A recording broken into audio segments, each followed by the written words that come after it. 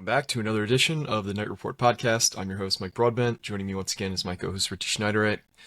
Richie, Rutgers basketball is continuing to roll. They're on their fourth straight win. Jeremiah Williams is now 4-0 as a Scarlet Knight, as is Manuel Ogbol.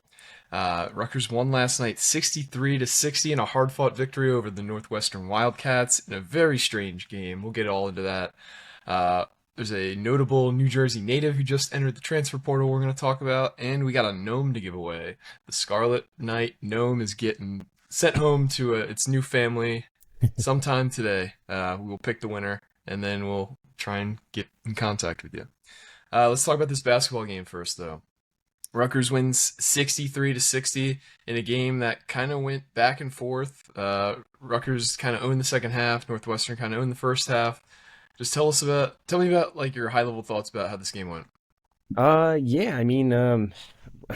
start off with, not having Mag was a kick in the nuts right before tip Yeah. off. So Do you have any that update on his injury status? it sounds like it was just knee soreness for the most part. He was practicing the past couple of days. And you heard Pike on the post game presser. He even said like, "Hey, Mag practiced the past 2 days really well." Yeah, he said Um, they were his best two practices of the season this past few days. Yeah, so for that to happen, it's just knee soreness, from what I was told. It's not his ACL knee, but it's his other knee, which kind of makes sense because you're almost kind of putting a lot more pressure on that knee because you're kind of compensating and stuff. But Mm. yeah, no, he should be okay. I say should be because you can never really tell with these things. These things could linger a little bit. I'll speak from experience. I've had two knee surgeries back in 2012 and 2013. Every time I play basketball, I need to sit like at home for 2 days and not move. Like my knees are swollen like afterwards. So maybe that's just me. I didn't have the same rehab and stuff that he has, like all the Yeah. the Yep. nice things I wish I would have had, but also kind of skipped rehab quite a bit too. So that's probably an issue in its own right. But that's besides the point. But yeah, no, I think he'll be okay. But that happened. Noah Fernandes got hurt too. So you Yeah. had to dig deep into this bench, and I think that's kind of I shouldn't say that's what won you the game, but it definitely helped win you the game because you saw Oscar score 9 in the first half. You saw even before he made some stupid mistakes in the second half, Ogbol played some solid first half minutes. Yep. And Andre Hyatt, who's normally a bench player, came right off the bench and showed his consistency once again in his leadership. So I thought this was just a great game for Rutgers. There was moments where I was like, oh shit, here we go again.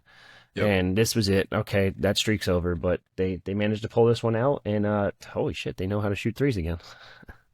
Yeah, this is a team that, in Northwestern, they were coming in a man down as it is. They don't have a deep rotation. They weren't coming in with arguably their second best player in Ty Berry. And then early on in the game, you saw Ryan Langborn. He was getting double teamed near the sideline. He was trying to create space. I couldn't tell in the stadium whether it was intentional looking or not. Yeah. He hits Jeremiah Williams with an elbow, I believe, Mhm. in the groin region.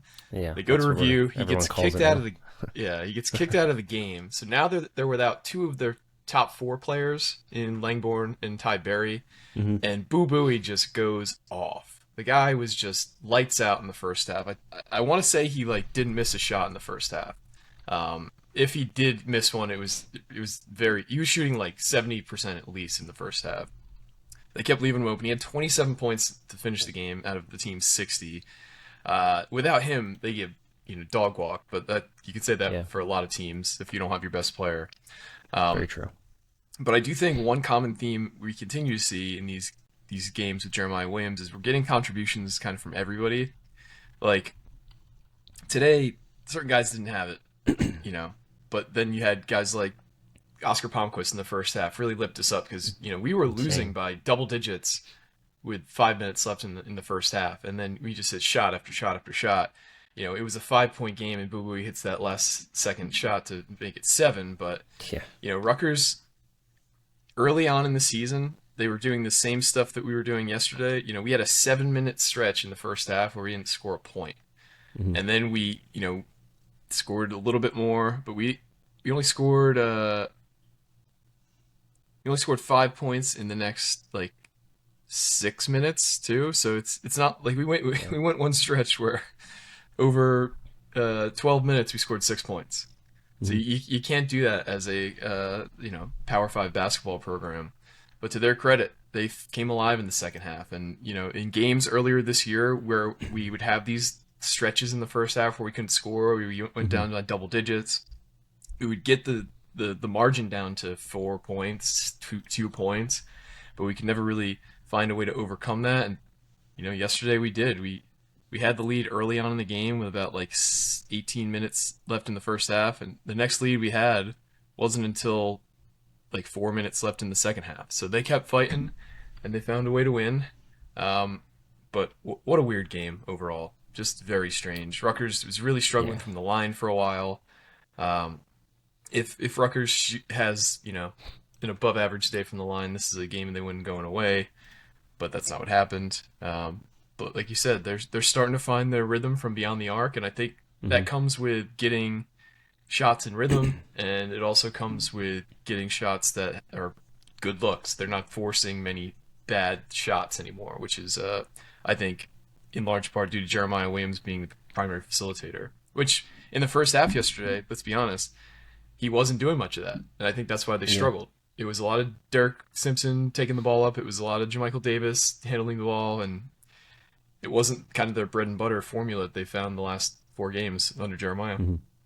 Yeah, it's crazy too because their best 3-point shooter last game was Noah Fernandes, and he Yes. couldn't even play the entire second half due to a knee injury. So keep an eye on that. I don't know the details of that yet.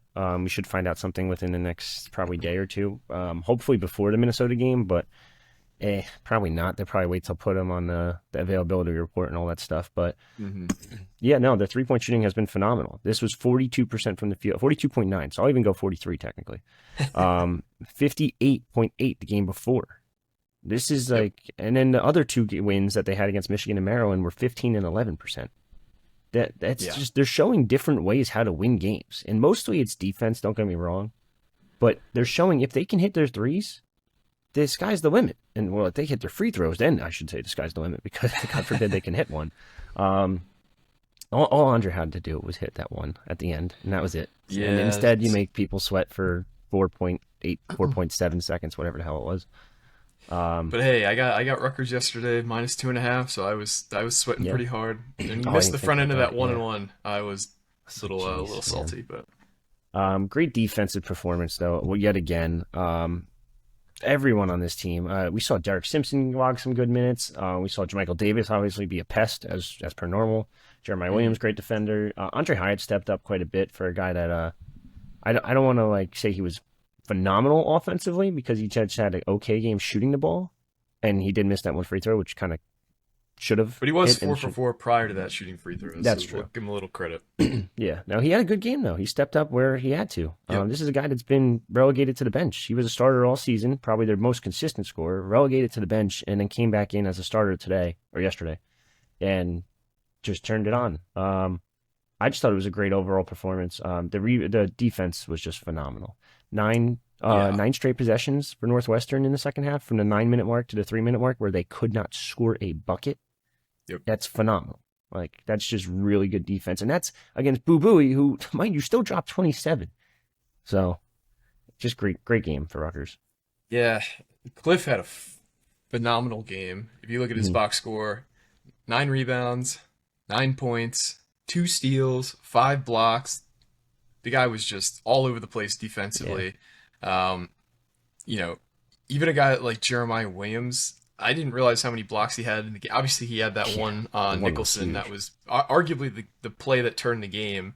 It's But crazy. he had 3 blocks in this game. Derek Simpson had 4 steals. Jermichael Davis had another 2 steals. Just all around, these guys are just playing like a hive of bees on defense, where they're all playing in unison. They're not. There's very few instances where guys are getting lost in terms of switches, in terms of Mhm. they're doing really well at fighting through screens. They're doing really good at blitzing on high pick and rolls too. If you notice that, like Yeah. most teams do drop coverage in those situations, where very few like blitz the ball handler. I know that Yeah. uh, Houston is known for that, and they're one of the Mhm. best defenses in the country. And they you start to see that happen too because we have Cliff, who's one of the most athletic, agile big men in the country, where he can make up that ground when you blitz the ball Quickly. handler and then drop back quick enough where the guy can't make that wide open pass. So I just think what they're doing on defense is just incredible. Plus his wingspan too also helps with that. He's got a Yes. 7'6" wingspan. So I mean, Yeah, he had one incredible athletic steal early in the game too, where he was falling down out of bounds. He was sitting on his butt, and they tried to like pass it over him, and he just like snatched it, like those wide yeah, receiver drills where they just like sit on the ground and try and catch balls one handed. That's yeah. that's what it was like. But yeah, like Um, you said, they're attacking that ball defender, and you can easily do that when you have guys that have speed. Well, number one, when you have that athletic, lengthy big man, just for mm, starters. On top of it, you also have that speed with Derek Simpson, Jermichael Davis, and I'd even say Jeremiah Williams as well. But going back to that block, man, like that's such an impressive block for the sole fact that Nicholson's 7 foot. yes. Jeremiah Williams is 6'4". Then that's what they're both listed at, mind you. That it could be different than 8 inches difference, but it could be less, it could be more.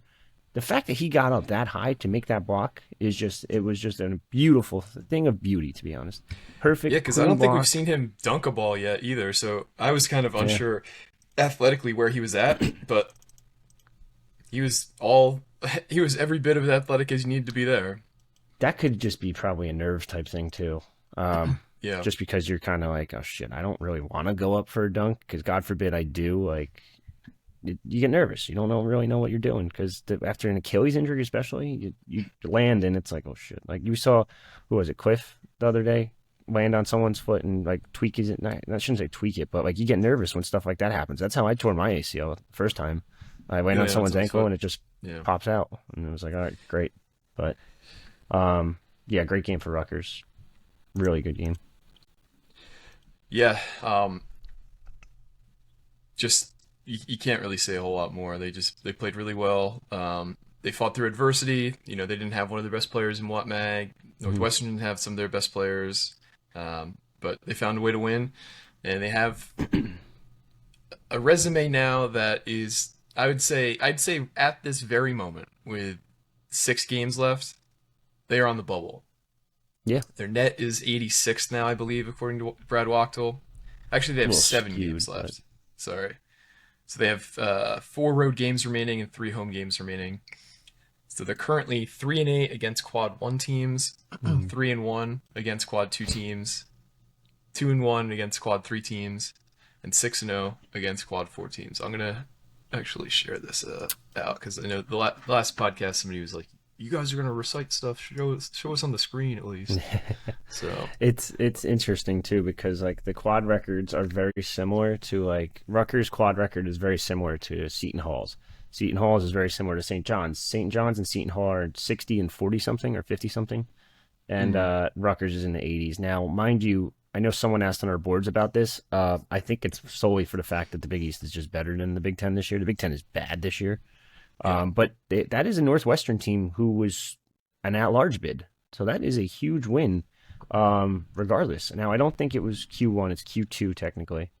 But you also just got two Q1 wins because Maryland moved up to 75. So, and Wisconsin yeah, was 20 or whatever the hell they were. So, I mean, that's it's a big difference. So, yep. it's just, what sucks is if that Penn State game was flip-flopped and they won that one, I you're know. probably 15-9, 7-6. yeah, you're probably significantly higher than what is it, 85 you said? 86? They're 86 right now. Yeah, so they would be significantly higher. So if we're looking at this remaining schedule, we have a quad two game on Sunday night against Minnesota, Yep. and then we have a quad one game on the road against Purdue later next week. It's a big one. I feel like we of the 4 remaining road games, we play at Purdue, at Wisconsin, at Nebraska, and at Minnesota. I feel like we have to split those two. And then we have to win the final 3 home games against Ohio State, against Michigan, and against Maryland. So we got to defend home court to get to 3-0, and we got to split the final 4 road games. So we got to get to 5-2 over the final 7 in order to make the tournament, or at least in order to have a shot at making the tournament. And we saw last year it didn't really matter that we won a game in the Big Ten tournament. That was seen, we talked a lot about how that was an opportunity to kind of like shore up the resume, and that didn't really even matter. So I do think that 5-2 with a Big Ten tournament win, and I just said they don't matter, but it looks better to win a game than to lose a game. So give us the 5-2 and a Big Ten tournament win. I think we have a really good case to make the tournament. What about you? I'm gonna show you something real quick. I'm gonna pop this up on the screen. This is the final four that are considered in, and the final four that are final three, and compared to Rutgers. Rutgers. Yeah, our final four Okay. in and final four out, compared to Rutgers. Hold on, wait, I just had it. Where the hell did it go? God damn it! I just had it popped up, but um, I don't know how to fix it now. Whatever. I had it Rutgers as the fourth team instead of the final four. It's final three out and then Rutgers. But if Okay. you look at it, like it's not as crazy as it sounds. The first four are the four last four in, and then Rutgers is the last one there. Obviously, um, they've played more Q1 games. This team has Yeah. what, 3 losses on in Q3? That should, I don't even know how the hell they're making it. Yeah. Yep. Like it's really not that hard. Hey, you upset Purdue. I'm looking ahead of already because I think they're going to beat Minnesota. You upset Purdue, and you're in, not in, but you'll be in the field. I would think. It's certainly that is like the biggest opportunity to make a statement. Going on the Yeah. road, they did it last year, so some of these guys in this team know what it's going to Hmm. take. But you win the Purdue game, and it really does kind of wash away the sins of the early part of the season. But I don't want to put that kind of. It's not like anybody on the team listens, but I don't want to put that kind of pressure on the team to win against the best team in the country, arguably at their home place, which is one of the toughest places in the country to win. Oh, that's it. Yeah. But yeah, certainly beating Purdue in Mackey would be a tournament super booster for the Rutgers Scarlet Knights. Yeah. I mean, number two team in the country, a team that you kind of just played really well against without Jeremiah Williams, if I recall. Hmm. So it's tough. Yeah, I that was a think they game they could were pull it down off. by 2 points with 5 minutes left, and they just Yeah. couldn't find a way to continue to close them out. So yeah, Jeremiah Williams in that game, Mhm. they have a better chance to win than they did without him. Let's just say that. Yeah, Cliff's just got to stay out of foul trouble because after Yes. yesterday, Emmanuel Ogbol, I don't know. I know there was a hype train a little bit about him on our boards, but Yeah.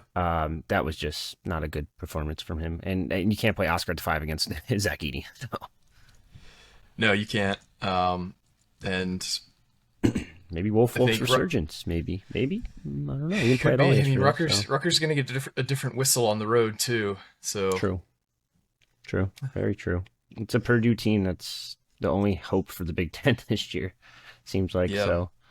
Yeah, I would be intrigued to see how that one plays out. It's Thursday, next Thursday, I think. yeah, next Thursday. And with this win, Rutgers moves into a tie for seventh place in the Big Ten. They were, a game away from falling into last place Yeah, a as couple weeks recently as ago. 2 weeks ago. So huge turnaround. Um, Minnesota played Purdue tight last night. Hmm. They were winning by 10 at one point. Yeah, Minnesota was at Mackey in the second half, and Purdue choke just artist. kind of rolled through them in the rest of the second half. Um, so maybe, after our heartbreaking loss against Purdue, we went and laid the stinker of all stinkers against Penn State. So you got to hope there's some residual, hangover from this game for them. But that's kind of all I got on basketball. Is there anything else you want to hit up before we move on to another I topic? just mentioned it, but the Woolfolk thing is kind of interesting. I almost think you need him going forward at least a Yeah, little bit, especially with Ogbol kicking people. that was So unacceptable. Yeah, yeah, that can't happen. And then as soon as he gets in the game in the first half, he checks in, he just throws the guy to the ground, and I'm like, dude, yeah. like you have the weight, you have the strength, you have the body, just box him out, like.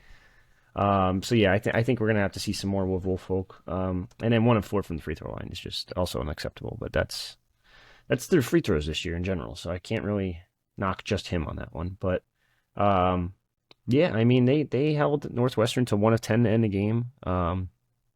Great defensive performance. This is an old school Steve Peichel team, and it's a crazy resurgence. Now they need Mawat. They did that without Mawat Mag, by the way. I know we mentioned it, but it's just so impressive that they're doing. They held Northwestern to their season low without their best defender. So insane. Yeah, this is a team that, is regularly putting up 80, 90 points in games. So Yeah. great to see this kind of defensive performance. Um, Absolutely crazy. so let's talk about an interesting transfer portal name that just entered today. Keon Sabb, who's Yep. Michigan's starting safety. He is originally from Glassboro, New Jersey. He entered the portal. Do you think any chance Rutgers goes after him? I think you reach out. I think you see, hey, any interest? Like, hey, your brothers are down the street. I think one's at Glassboro or both are at Glassboro. I think both I know, both are at Glassboro. yeah, because I know Keon transferred a couple times. He was at Glassboro, then went to IMG, and he came back to Glassboro. Hmm. Um, so, or no, he was at Williamstown. I forget. Somewhere It down in might have South been Jersey. Williamstown, but yeah, it's yep. Yeah. So it's going to be interesting because he's honestly one of the best safeties in the nation. Um, so it's definitely going to be interesting to see where he ends up. That being said, I'd be a little shocked if it was Rutgers. He didn't have Rutgers in his recruitment really that much. Coming out of high school, he had Clemson. He actually was one time Clemson commit before decommitting and then going to Michigan. But had Clemson, Oregon, Penn State, Georgia, Texas A&M, and LSU in his top six. I will say, I know you don't want to hear this out loud, but the reason Georgia was there was because of Fran Brown. Mm. I think Syracuse is going to make a push. I heard Ohio State's going to make a push, although that's a little weird one because Caleb Downs did just go there. You said, we said this off the pod, but we're rehashing it. Um, I wouldn't be surprised if he went back to Clemson because he does have a good relationship there. Also, keep an eye on Oklahoma because that relationship at Clemson kind of started from Coach Venables. So it's going to be interesting to see where he goes. If it's NIL related, I think Oregon's in play, or very much in play because he was very big on Oregon before committing, and honestly, Oregon has a insane NIL bank. But then again, now Miami has an NIL bank, and that was Cristobal's team when he was recruiting him. So it's a lot of coaches have moved around. He Texas A&M, he was being recruited by Coach Robinson, who's now at Syracuse as well, and that was in their top six. So I don't want to say it's going to be Syracuse, but I do think they're going to have a legitimate shot at him, and I don't think he comes back to Jersey. I think Rutgers is also pretty content with their safeties as well. So there's that. Yeah, I figured you're going to get questions about it. Might as I well know. get out in Yeah. front of it so you can get something on the record. I think I'm right there with you. This is a kid who seemed to have stars in his eyes when the first time he went around. You don't go to IMG if you're not trying to like go to a blue blood for the most part. Yep. His top six in high school or whatever you said it was, it was all Yeah. blue Absolutely. blood. So I expect him to end up at a blue blood. We'll see which one it is, but Hmm. um, it might. It's probably not going to be Rutgers. No. That being said, I didn't look into the Georgia Southern team. Georgia Southern, Georgia State. Georgia Which one? State. Georgia State. They just suspended spring practice, so that was kind of wild. Yeah, and I talked about this, but this is just another example. And if you haven't been following that story, the Georgia State head coach left two practices into spring practice to become, I think it's South Carolina's tight ends coach Yeah, and run game insane. coordinator. Um, this is just another example of a G5 or FCS head coach leaving to go to be an assistant, not even a coordinator, an assistant on a Power Five programs roster. Like you saw this, you have Matt Entz, who is he's won Hmm. two national titles with North Dakota State, and he's been ranked in the top five every year he's been their coach. He left this offseason to become USC's linebackers coach and assistant head coach. Sean Lewis left Kent State to become Deion Sanders' OC Oh, last year. yeah. Um, This guy named Chip Kelly. Chip Kelly, yeah, just left UCLA Yeah. to be Ohio State's OC. I think it's basically these programs that know they're kind of at a loss right now in how college football's set up, where you can't get any of the kids you're trying to recruit because you don't have the NIL. You can't keep the Hmm. kids that you develop because of NIL. And you feel like you're just constantly spinning your tires. And it makes more sense to go to a bigger program, kind of develop yourself as a coach more, get a little bit higher in terms of stature, and then maybe you get like a Power Five job. And that's kind of what I gather. I mean, Chip Kelly seems like he doesn't want to just deal with any of the shit I that don't he blame had him. to deal with at UCLA. So especially recruiting. I don't think he's big on the whole recruiting kids, so, at least from what I've read about him. So They do have one name that's interesting, and we've actually mentioned him in the past. Former Bucknell transfer cornerback Gavin Pringle yes, I remember him. was recruited by and played for Joe Susan at Bucknell. Entered the portal, Maryland native. I think Rutgers probably could have had him if they wanted to. Mm. But something to keep an eye on. He was an all Sun Belt cornerback last year, so this was Yeah, over a keep an year eye ago, on I guess. him. If Yeah, if there was going to be anybody from this roster, I think you're right. It probably would be him. yeah, it would make a lot of sense based on the fact that they would like to add a veteran cornerback presence. So Yep. definitely can't hurt. Redshirt senior has one more year left, and it also all conference. I mean, hey, what's up? You want to come try this at the Big Ten level? Hmm. Yep. So Um, all right. So let's give away this gnome. oh yeah, So we've been for those of you who haven't been following, welcome back. But Richie has a Rutgers random note. branded gnome that he's giving away, and these are all the people who either left a comment in our YouTube videos mentioning the gnome or left a review for us on different podcasting platforms and mentioning the gnome. I'm just gonna spin it, and we'll announce your name, and Richie will try and contact you. Reach out to Yeah. Richie if you're the winner. His email is rurichie@gmail.com. So if you win, reach out to him. So let's spin.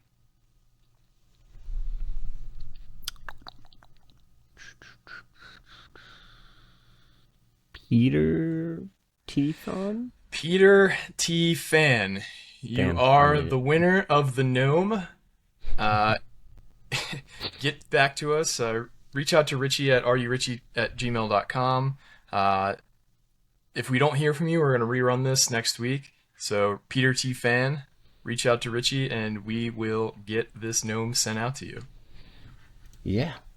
Woohoo. No. All right. That's kind of everything I got. You got anything else you wanted to hit on before we head out of here? Um, not that I could think of. Baseball starts today. You can't watch it because all these stadiums, for some reason, just don't have any type of streaming service. It's down at Winthrop, Rock Hill, South Carolina. So we'll see how that goes because they're a pretty decent team. I think they had a pretty good record. They finished 28. They finished 28 and 28 last year. So we'll see what happens. I think Rutgers is going to have a pretty good season. I think they're projected to finish. I shouldn't say I think. I know they're projected to finish third in the Big Ten, which would put them in the Big Ten tournament for the first time, maybe ever. No, I feel like they were in it recently.